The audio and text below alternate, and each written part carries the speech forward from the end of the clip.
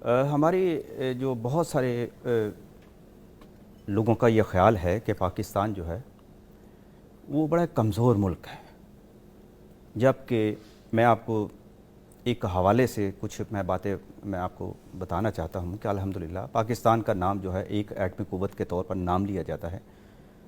और इसमें जो सबसे बड़ी जो मुनफरद बात है, जो मैं आगे चल कर आपको मैं बताता हूँ, लेकिन उससे पहले मैं आपको ये बताऊँ कि कहा जाता है कि यूरोपीय ममालिक ने और रशिया, अमेरिका, चाइना वगैरह सब ने ये बड़ी एटमी पावर्स हैं, और जो पाकिस्तान ने बाद में जो एटमी क़ुव्वत हासिल की, ये हैरत अंगेज़ बात यह है कि पाकिस्तान ने जब ये एटमी क़ुव्वत हासिल की, तमाम बड़े मुल्कों में से सिर्फ एक आध के पास वो एटमी क़ुव्वत थी जो किसी के पास नहीं थी, सिर्फ पाकिस्तान के पास थी।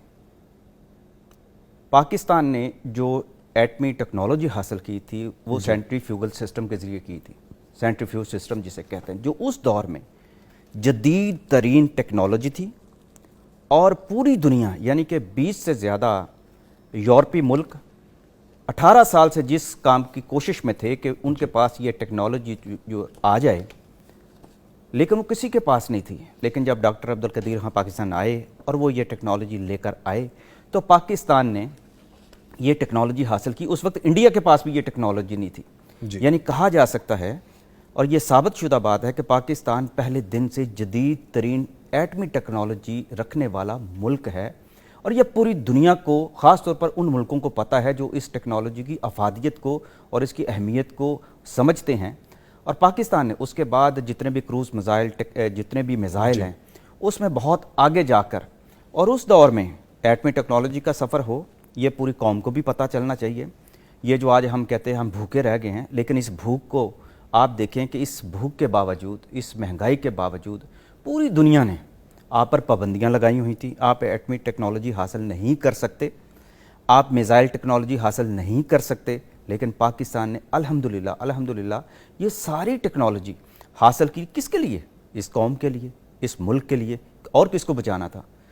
ताकि हम अपने दफा में इतने ज़्यादा मजबूत हो जाएं, और जितनी थी टेक्नोलॉजी के हवाले से, आप एयरफोर्स को ले लें, आप बर्री फ़ौज को ले लें, आप अपनी नेवी को ले लें, आप अपनी कमांडोज़ की फ़ोर्स को देख लें, इसके अलावा आगे जितनी भी हमारे पास फोर्सेस हैं, अल्हम्दुलिल्लाह सबके पास लेटेस्ट तरीन टेक्नोलॉजी रही है, मौजूद है, मज़ीद हासिल हम कर रहे हैं। दुनिया से हम 10 कदम अल्हम्दुलिल्लाह आगे हैं। अब ये जो बात है, ये करता कोई नहीं है। हर कोई बंदा इस तरफ जाता है कि पाकिस्तान डूब रहा है, पाकिस्तान का कुछ नहीं रहना।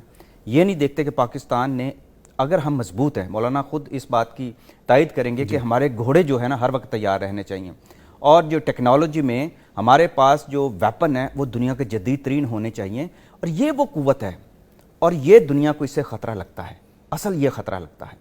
बाकी दुनिया के अंदर महंगाई है, बाकी दुनिया के अंदर और भी जो है जस्टिस नहीं मिलता। पाकिस्तान में अल्हम्दुलिल्लाह हर चीज़ एक तवाज़ुन के साथ है। हाँ, इसलिए हम पर दबाव है, इसलिए कि हम एक ताकतवर मुल्क बन चुके हैं, और हमने आने वाले वक्त में भी, मैं कोई उम्मीद दिलाने के लिए बात नहीं कर रहा, मैं हक़ाइक़ पर मबनी वो बात कर रहा हूँ। जो कुछ बातें मैं, चूँकि एक रिसर्च करता रहा हूँ डॉक्टर अब्दुल कदीर खां के साथ, मुझे कुछ वक्त गुजारने का वक्त मिला और भी कुछ चीज़ों को समझने का वक्त मिला, तो मैं इस बुनियाद पर कह रहा हूँ। आप देखें, ये हाइब्रिड वॉर का एक दौर है।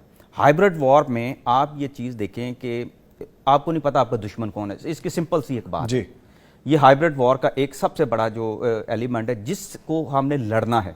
अब ये बंदूक, आपका दुश्मन सामने हो तो आप तो बंदूक लेके जा सकते हैं ना, लेकिन आपको पता ही नहीं कि आपके घर के अंदर भी वो दुश्मन बैठा हुआ है जो किसी ना किसी तरीके से आपका दुश्मन जो है वो आपके घर के बच्चे को भी इस्तेमाल कर सकता है। ये हाइब्रिड वॉर का ये वेपन और ये तरीकाकार है।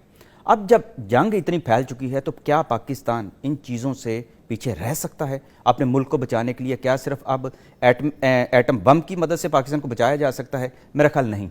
अब इससे आगे टेक्नोलॉजी की ज़रूरत थी, और पाकिस्तान ने उसमें भी जितनी भी है टेक्नोलॉजी है उस पर काम किया है और उसको हासिल किया है। हमारे जो इंजीनियर्स हैं वो ऐसे खामोश मुजाहिद हैं कि आप सोच भी नहीं सकते। जैसे साइबर वॉर है, आप देखते हैं कि हैक की जा रही हैं, बड़ी बड़ी साइट्स की जा रही हैं, ये सब उसी का, साइबर वॉर का हिस्सा है।